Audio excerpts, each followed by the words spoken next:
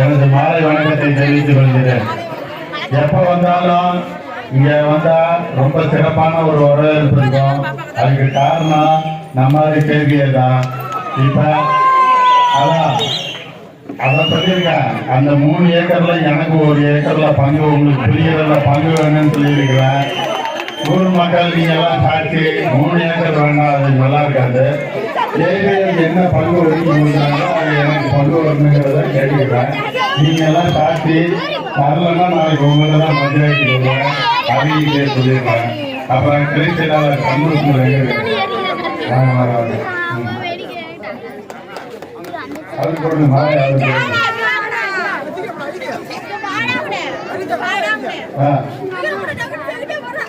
அப்புறமேலுக்கு இங்க மாதவர்கள் என்னன்னு கேட்டீங்கன்னா, நாடக மேடை அமைச்சர் கேட்டிருக்கீங்க. ஈழத்தில் இலவச வீட்டுமனை பட்டா 1999 கொடுக்கப்பட்டுள்ளது. அதனை பிரித்து அளவீடு செய்து வழங்க வேண்டும் சொல்லியிருக்கீங்க. அந்த இதை ஏற்கனவே கேள்வியை சொல்லிட்டாப்புல. என்ன சொன்னாப்புலன்னா மறந்து போச்சு. பழைய கலெக்டர் இருந்தவர் என்ன பண்ணாருன்னா, அந்த லேண்ட் ரேட்லாம் ஸ்கொயர் ஃபீட் 2000, 2500, 3000 போகுது அப்படின்னு கைட்லைன் வேல்யூ வச்சிருப்பாங்க போகுது. அதனால இவங்கள்ட்ட கொடுத்தா எல்லாம் விட்டுருவாங்கன்னு சொல்லிட்டு பழைய கலெக்டர் கிடப்புல போட்டு போயிட்டாரு. இப்ப புது கலெக்டர் வந்திருக்காரு. புது கலெக்டர்கிட்ட பேசுறேன். பேசி அதுல எத்தனை பேர் இருக்கீங்களோ அத்தனை இதுக்கு 2 சென்ட் தான் இப்ப நாம்ஸ் கொடுப்பாங்க. அந்த 2 சென்ட்டுக்கும் வேற எங்கேயாவது லேண்டு உங்க பேர்ல இருந்ததுன்னா அதுக்கு கொடுக்க மாட்டாங்க. அதுவும் நான் சொல்றத கரெக்டா புரிஞ்சுங்க. அதுதான் 2 சென்ட். யாருக்கு வீடு நிஜமாலுமே இல்லையோ, மழை இல்லையோ, அவங்களுக்கு மட்டும்தான் தருவாங்கிறத சொல்லிக்கிறேன். நான் திருப்பி கலெக்டர்கிட்ட பேசிட்டு, இங்கதான் அடிக்கடி வரேன்ல, திருப்பி வரும்போது நான் என்னன்னு பார்த்துட்டு சொல்றேன். பழைய கலெக்டர் தான் நிப்பாட்டிட்டாரு. இந்த கலெக்டர்கிட்ட பேசி, கலெக்டர் அமைச்சர் சொன்னா மட்டும்தான் செய்வாரு. நான் அமைச்சர்கிட்ட முதல்ல பேசுறேன். ஏன்னா அது கவர்மெண்ட் ஸ்கீம் ஏதாவது செஞ்சுக்கலாம்னு சொல்லி அந்த லேண்டை வச்சிருப்பாங்க போல இருக்கு. நான் அமைச்சர்கிட்ட என்னங்கிறத விளக்கத்தை சொன்னேன்னா அவரு கூப்பிட்டு சொல்லிடுவாரு. அவர்கிட்ட சொல்லி மேக்சிமம் என்பதை உறுதி சொல்கிறேன். அப்புறம் அதே மாதிரி இப்ப நான் பேசிட்டு கார்ல ஏறி போறதுக்கு 5 நிமிஷம் ஆகும். ஒன்னு நாளைக்கு காலையில என்ன எம்எல்ஏ நேற்று சொன்னாரே நடக்கலையெல்லாம் கேட்கக்கூடாது. அதெல்லாம் கவர்மெண்ட் ஒர்க்கு. அவங்கள்ட்ட ஒவ்வொருத்தரும் டேபிள்லயா போய் அவங்கள்ட்ட நான் பண்ணி பாடுபட்டு வரதுக்கு 1 வருஷம் 1.5 வருஷம் ஆயிடும். அதனால அதையும் பொறுத்துக்குங்க, பொறுமையா இருங்க, எல்லாமே பண்ணி கொடுத்துறேன். அது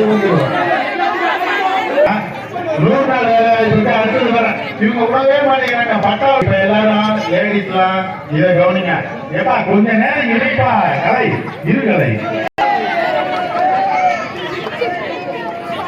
மேட்டர் என்னன்னா, 100 நாள் வேலை வாய்ப்புல எல்லாம் 2ஆ இருக்கீங்க. நான் மட்டும் சிங்கிளா இருக்கிறதுனால நானும் 2ஆ இருந்தேன்னா என்னால குதூகலமா இருக்கும். சரி, 100 நாள் வேலை வாய்ப்பு என்னன்னா, மேட்டர் என்னன்னா, மோடி கவர்மெண்ட் 2 வருஷத்துக்கு முன்னாடியே அதை நிப்பாட்டிட்டாங்க. அதை நிப்பாட்டினதுனாலதான் அது வரல. தமிழ்நாடு நிதியில இருந்து தான் அதை கொடுத்துட்டு இருக்காங்க. அதனாலதான் 40 நாள், 50 நாள், 60 நாள் இது மாதிரி வந்துட்டு இருக்கு.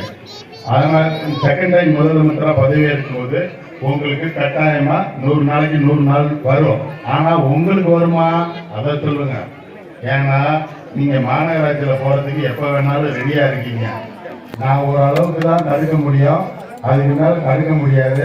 சப்போஸ் போகாது, நானும் பெரும் முயற்சி எப்படியாவது நம்ம கேள்வியை தலைவராஜர்கள் தான் பார்க்கறேன்.